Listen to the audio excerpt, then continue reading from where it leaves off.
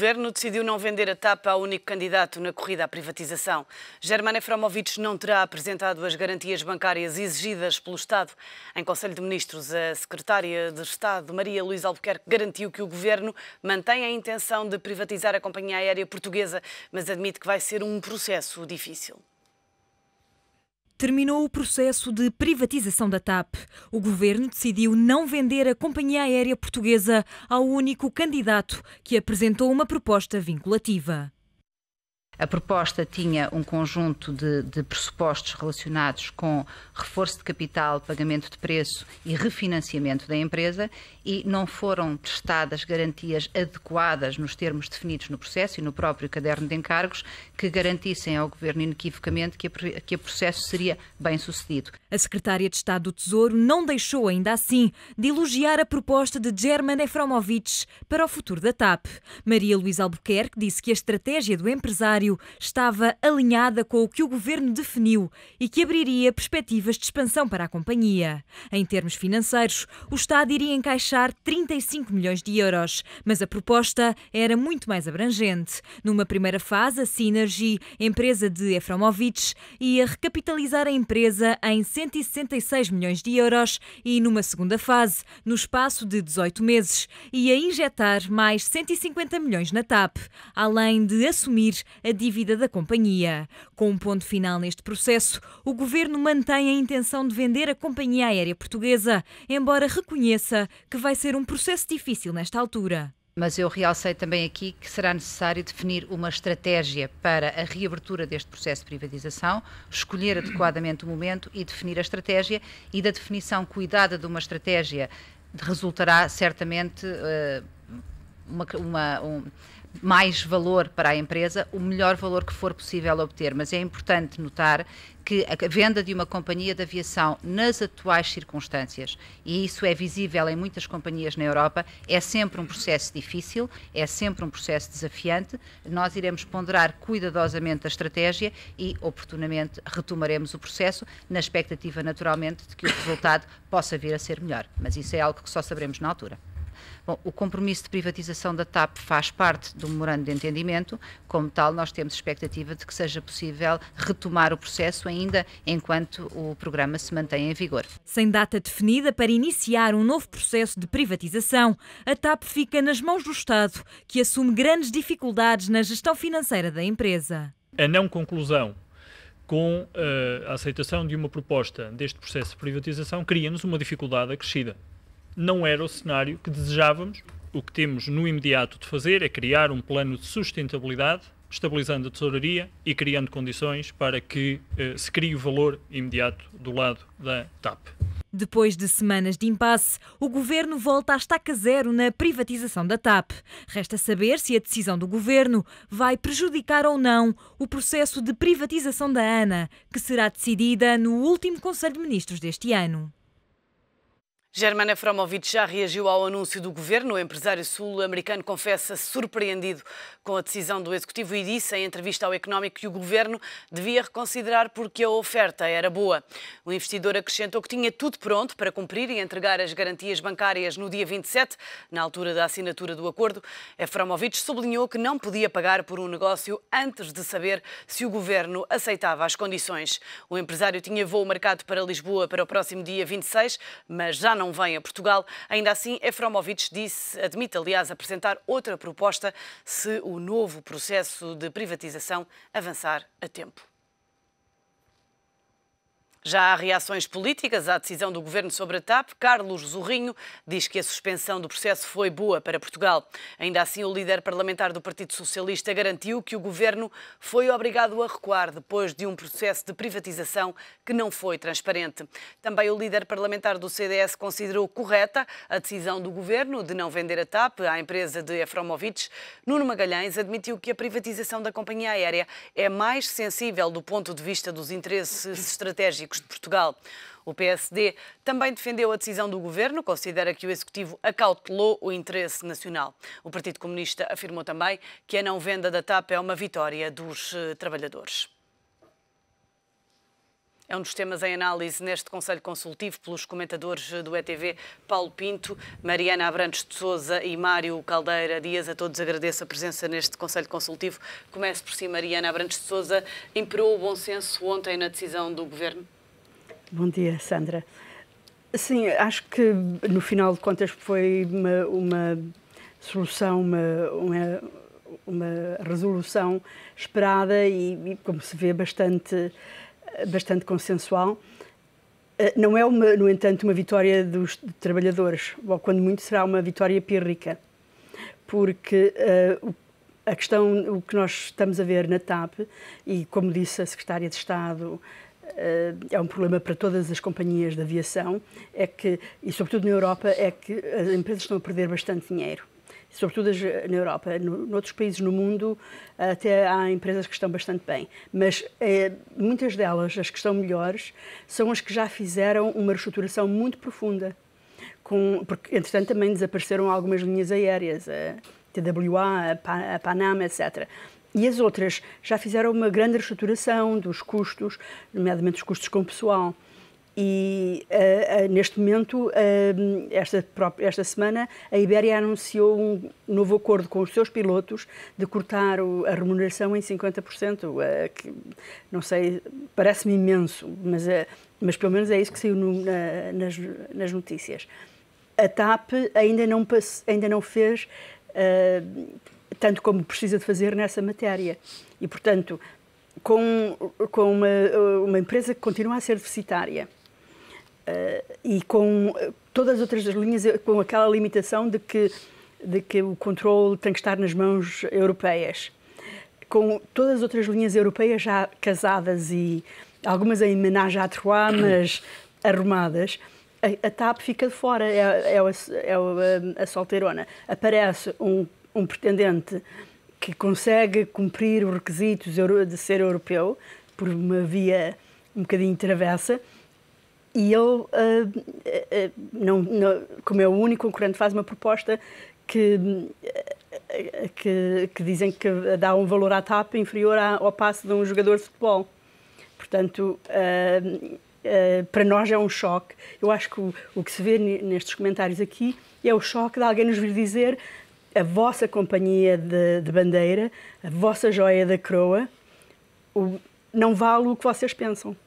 E eu acho que nós temos que ir na real a perceber que a empresa não vale o que... Mas ele tem razão quando diz isso? Uma empresa que perde dinheiro, tem um EBITDA bastante baixo, o capital da empresa não tem grande valor. Mário Caldeira Dias, foi uma decisão em prol do interesse nacional? Eu julgo que não acabou de ser uma decisão, mas uma constatação que nos termos em que se colocavam, porque é de supor que o único pretendente deve ter usado essa situação para esticar a corda, não é? E deve ter chegado a um limite inultrapassável e, portanto, acabou por não ser uma decisão, mas acabou por ser um resultado que não era possível ultrapassar, nem havia condições para tomar uma decisão desse tipo. De qualquer forma, a TAP tem aspectos bons e aspectos negativos. É verdade que é uma das duas maiores exportadoras nacionais, é importante. Há também, em relação à TAP, problemas afetivos. Nós estamos habituados à TAP, gostamos da TAP, há uma ligação emocional. Tem a ligação aos países lusófonos. E, portanto, todas essas coisas são coisas que jogam a favor e que introduzem também esta carga de afetividade. Mas, por um lado, tem essa dívida que ultrapassa em pouco os 1.000 milhões de euros, mas que não pode ser desconsiderada ou posta à parte do valor que atribuem, porque, no fundo, os compromissos também são assumidos e mais. Na medida em que há uma alteração de dono, os compromissos têm que ser assumidos imediatamente, não é? E essa questão é pesada. De qualquer modo, a TAP tem um problema que ainda não resolveu, que são, sobretudo, para já, a adaptação aos novos tempos, sim senhor, mas também um problema relacionado com os seus pilotos, não é? Que fazem greve nas alturas de Natal, de fim de ano, que maximizam o seu forte poder dentro da empresa, têm salários que são absolutamente extraordinários em relação ao contexto português, mesmo em relação às outras companhias europeias. Embora a TAP recentemente tenha já dado alguns lucros operacionais, há agora duas situações que têm que ser vistas. A primeira é que os governos não podem intervir porque os transportes aéreos têm um capítulo à parte nas políticas de concorrência da União Europeia e isso está vedado. A segunda é que a TAP, ficando sozinha, sem esse tipo de apoios, qual é a alternativa? Ou começa a dar lucros operacionais, ou faz uma reestruturação profunda, a exemplo do que fez a Ibéria, ou pode acontecer à TAP TAP aquilo que já aconteceu a outras companhias, não menos más que ela, que é a Sabena, a Suíça, foram simplesmente à falência. Portanto, a TAP ou consegue encontrar formas, como disse o Secretário de Estado, Tiago Monteiro, de transformar a situação em valor acrescentado e efetivo, isto é, uma diferença clara entre receitas e despesas, ou o risco que a TAP corre é um risco de falência, não digo imediato, mas a prazo. A TAP tem que se estruturar e tem que encontrar as vias, porque a sensação que temos é que ela está fora do seu tempo e está fora das soluções que as outras companhias aéreas já tomaram. Esperemos que a administração e o poder político tenham a inspiração suficiente para encontrar as soluções que conciliem estes pontos todos, não é? Mas que são difíceis. Paulo Pinto, a TAP é demasiado importante para Portugal para ser ameaçada? Não sei se é demasiado importante. Eu creio que nesse sentido não há empresas demasiado importantes. O que eu conheço da TAP é aquilo que vem nos órgãos de comunicação social e, portanto, não estando por dentro do processo, o máximo que poderei dizer são generalidades sobre o assunto. Aliás, o Mário Caldeira Dias disse, no essencial, aquilo que é relevante para a TAP. Eu acrescentaria que neste momento, até porque hoje é um dia importante, porque simboliza o final do calendário maia e o princípio de um novo ciclo, aquilo em que a TAP tem que se focar é no novo ciclo. E esse novo ciclo é saber o que é que vai ser o seu futuro e, nomeadamente, o que é que o Governo quer fazer agora para a TAP. Eu creio que restam poucas alternativas, para além daquelas que o Mário Caldeira Dias já aqui referiu. Mas neste processo há uma coisa boa. E essa coisa boa é a ideia que nós temos do valor da TAP. E, portanto, sendo isso um valor indicativo, e o Estado tendo um outro valor, que é aquilo que ele pretendia retirar da TAP, não faço ideia se era mais 10 milhões, se era mais 20 milhões, se era mais um jogador ou menos um jogador, que não é isso que está aqui em causa, julgo eu. O que está aqui realmente em causa é que aquilo que não se diz em relação à TAP é que a TAP tem um custo para o Estado. E isso é um custo importante para todos nós. A gente tem tendência, ultimamente, pelo menos nos órgãos de comunicação, a falar só do outro lado, mas esquecemos do óbvio, é esse custo. E aquilo que era importante na venda da TAP era transferir a responsabilidade que incide sobre a TAP. E, portanto, se neste processo de privatização só havia um candidato, eventualmente aquilo que se pode fazer, havendo tanta gente interessada em salvar a TAP e tanta gente interessada neste processo de uma empresa que é de bandeira e que é importante para Portugal, seria talvez fazer um processo mais simples, que era transferir isto numa privatização em bolsa, que é aquilo que raramente se faz em Portugal, que é processos através do mercado de capitais. E, portanto, se o país está tão interessado em salvar a TAP e se o país está tão interessado em assumir a responsabilidade, se os trabalhadores da empresa estão tão interessados em defender os interesses da TAP, talvez se fizesse um processo simples de privatização em bolsa, a privatização fosse um sucesso pelos montantes que o Governo pretende vender, que afinal de contas não são muito mais do que aquilo que se referiu há pouco, de 1 ou 2 jogadores de futebol. Mariana, como é que olha para esta alternativa? Sim, eu acho que o Paulo Pinto disse duas coisas muito importantes que eu gostava de frisar. Primeiro, este processo, quer gostemos, quer não, quantificou o valor da TAP. As companhias aéreas não se compram e vendem todos os dias, é difícil descobrir o valor certo. E este valor, o valor do capital da TAP, ficou-se a saber, é muito baixo. Porque 20 milhões, ou mesmo 35 milhões, é um valor quase simbólico, porque a TAP perde mais do que isso num semestre. A TAP, no ano passado, perdeu quase 77 milhões. Portanto, é um valor meramente simbólico. A outra coisa e esta questão de quantificar, eu acho que é muito interessante porque uma das regras europeias é que o Estado não pode as relações do Estado com a TAP têm que ser comerciais, têm que ser nos mesmos termos que um investidor externo. Mas não se sabia qual era esse porque não havia mercado. Agora fez-se mercado. Houve um lance que não foi aceito, mas o lance determina o valor. Portanto, o próprio Estado pode talvez até recapitalizar a TAP com os valores dos 300 milhões que o EFRA uma vez propôs e dizer que este é o valor de mercado. Não sei se a União Europeia, se a Comissão Europeia aceitaria em termos de... aceitaria isso. A outra questão que o Paulo também mencionou, que eu acho que seria importante, é que o problema da TAP e das outras empresas públicas é que não têm limite ao endividamento efetivo, não têm limite efetivo. Isto é uma coisa que eu tenho já acompanhado desde muito tempo e tenho escrito sobre isso já há muitos anos, e agora o representante do Fundo Monetário na Troika voltou a dizer, esta semana passada, de que o nosso problema de endividamento está nas empresas públicas e nas PPPs. E isso é um problema, o problema da TAP. Porque é que o pessoal da TAP pode fazer greve, e do Metro e das outras empresas? Nós não vemos as pessoas a fazerem greve no café da esquina. Porquê? Porque eles sabem que o Estado vai sempre pagar a diferença. E enquanto as empresas públicas puderem acumular dívida quase sem qualquer limitação efetiva, e isso é o nosso grande problema orçamental. Podemos já passar para o tema do orçamento, mas esse é um problema na TAP e é um problema orçamental, porque depois eles vão acumulando dívida e depois têm perdas de 50 a 100 milhões por ano. E ao fim de 3 anos, o Estado tem que meter 300 milhões de capital.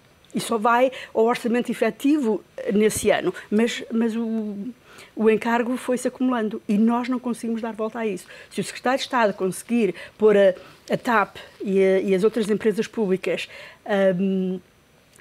a criarem valor na economia, merece a tal estátua, a tal comenda de que se tem ouvido falar.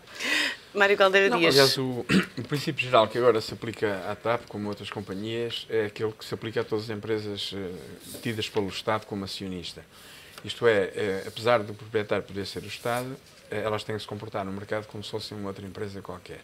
Claro que se não fosse assim, a TAP, exatamente usando esse poder reivindicativo, e é curioso que usem muitas vezes questões patrióticas para agora ficarmos com a TAP, mas muitos do seu pessoal, nomeadamente os pilotos, nunca se coibiram de fazer greves em alturas críticas, maiores geradoras de receitas, exatamente nas épocas festivas, quando os transportes são mais elevados, quer dizer, menosprezando completamente qualquer que seja o interesse coletivo ou o interesse público, não é? Portanto, a questão patriótica só aparece quando exatamente é preciso alguém para pagar a despesa e a fatura. E nesse caso, a TAP chegaríamos a um ponto em que a TAP seria um luxo que os contribuintes não poderiam suportar. Era isso que aconteceria inevitavelmente. Inclusivamente, algumas dessas greves que são feitas com esse tipo de prejuízo todo, se fossem feitas em empresas em que este problema poderia ter efeitos na vida futura da empresa ou até na sua existência, claro que eles acabariam por ter muito mais cuidado, não é? E, portanto, o que eu vejo é que, na medida em que essa injeção de capitais não pode ser feita, a TAP vai ter que encontrar certamente os meios para se tornar rentável e para sobreviver.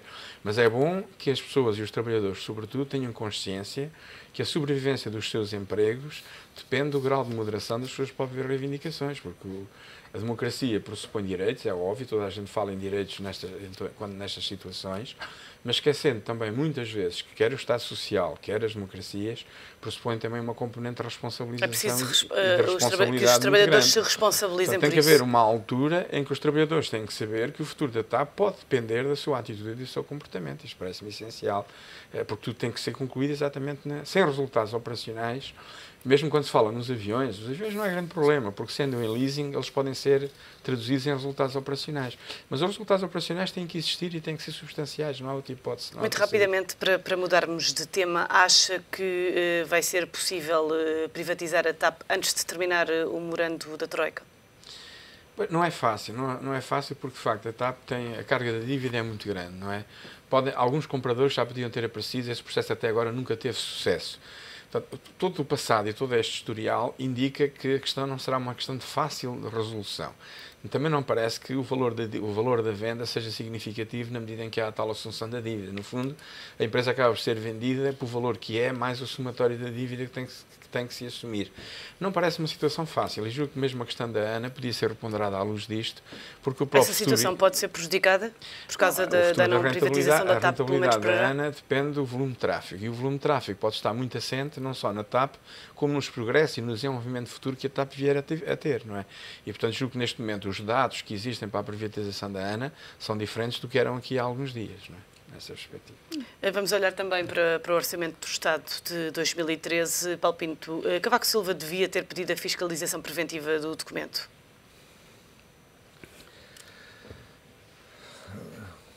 Sandra, faz umas perguntas difíceis, porque são aquelas que eu acho que são menos importantes.